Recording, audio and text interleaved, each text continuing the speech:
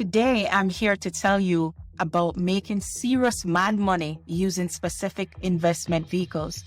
However, since we are talking about the 10 investments that are making people mad money without the heavy lifting, we broke it up into a 10-part series that is more digestible. This is number 2 investment hustle, REIT Investing.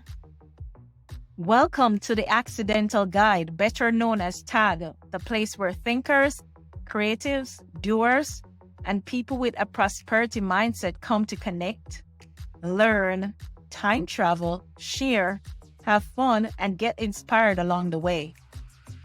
There are 2 things you can get that will give you a great start.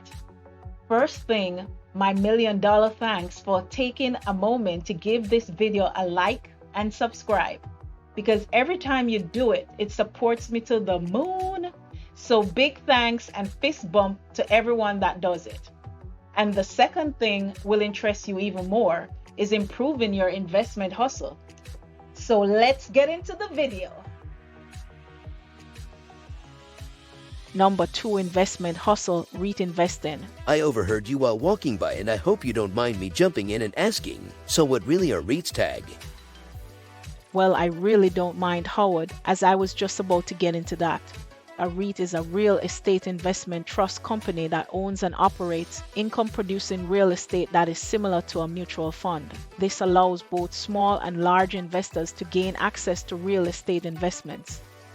REITs own multiple types of commercial real estate, including office and apartment buildings, warehouses, hospitals, shopping centers, hotels, and commercial green space like forests and farmland. Some REITs also regularly engage in financing real estate. So you may be asking yourself at this point, how can this help me make mad money? Right, that's for sure. Well, owning REITs is the closest thing to buying real estate without having to take on all the risk and own the property outright, or maintain the property yourself, because that is already being done for you by the investment trust management. You also have the benefit of multiple properties, and you get to collect rent on them in the form of dividends. Whoa, wait, what? What? Yes, you heard that right.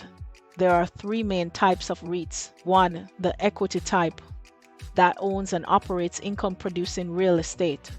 2, the mortgage type, that holds mortgages on real property. 3, the hybrid type, that owns properties and holds mortgages. So, let's break out the meat and potatoes of what you are getting with a REIT.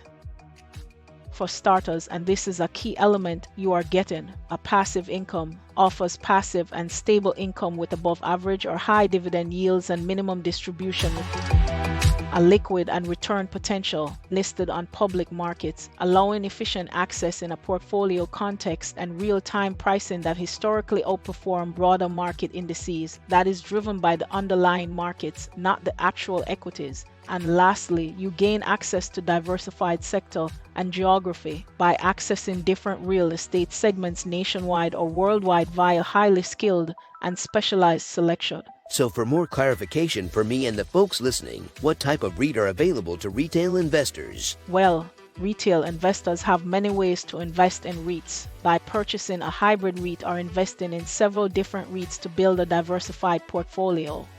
However, to invest broadly across the REIT sector, you can buy a mutual fund or exchange-traded fund focused on REITs.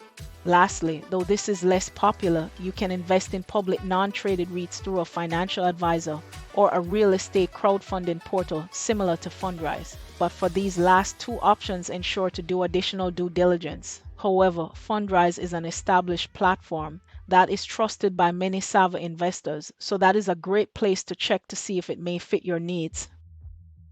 Just a heads up, in an effort not to make this video too long, but still ensure you get a full understanding, I made a special follow-up video just for you where I quickly break out REITs by property or sector type so you can see and decide on which one you are more interested in. So be sure to check it out. Oh well, thanks for that. Up next is, how does a company qualify as a REIT?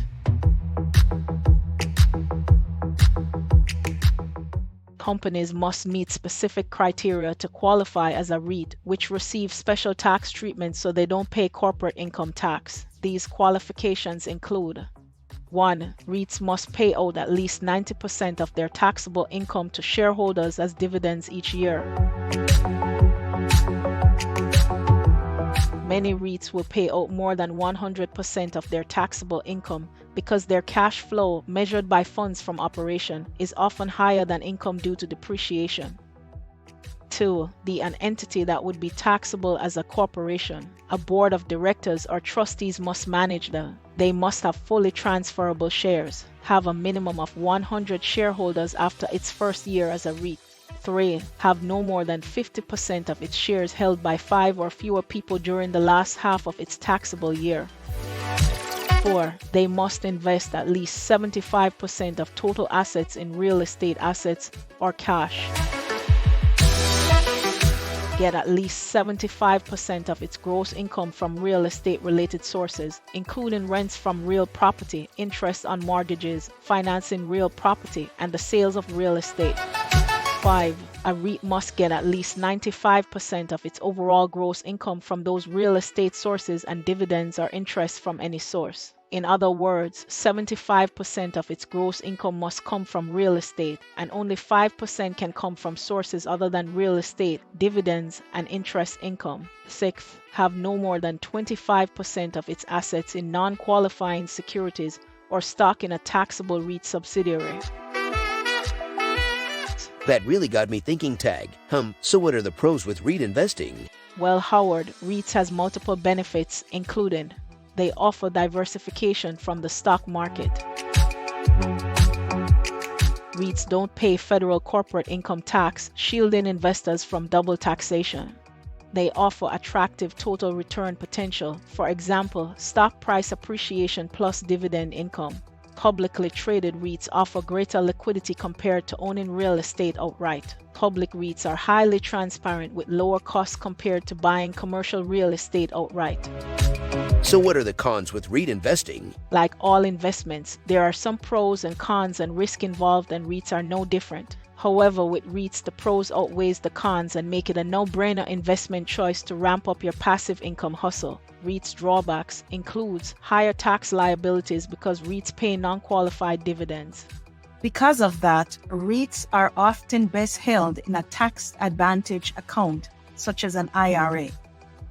REITs also have sensitivity to changes in interest rates, property-specific risks such as tenant move-outs, industry headwinds, and technological disruption, plus the risks of using too much debt. Wow, based on all you have explained, Tag, I am really eager to get going. But how do I get started investing in publicly traded REITs? Well, Howard and the folks listening in, you can buy shares of publicly traded REITs through your brokerage account. However, if you don't have a brokerage account already, you need to open one with Fidelity or E-Trade or Robinhood or any other brokerage platform you choose. I personally use Fidelity because they are established and trustworthy and used by many businesses for 401k or retirement savings through an employer. Opening a brokerage account is usually the easy part, and you can get one going in less than an hour. Following that, you will be able to buy and sell publicly traded REITs just as you would any other stock. Well, thanks a lot, Howard, for stopping by and asking all those great questions.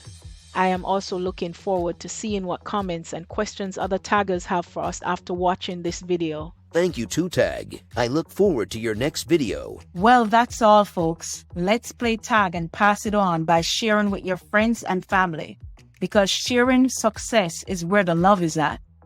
Love you big, and see you soon in the next video. Cheers.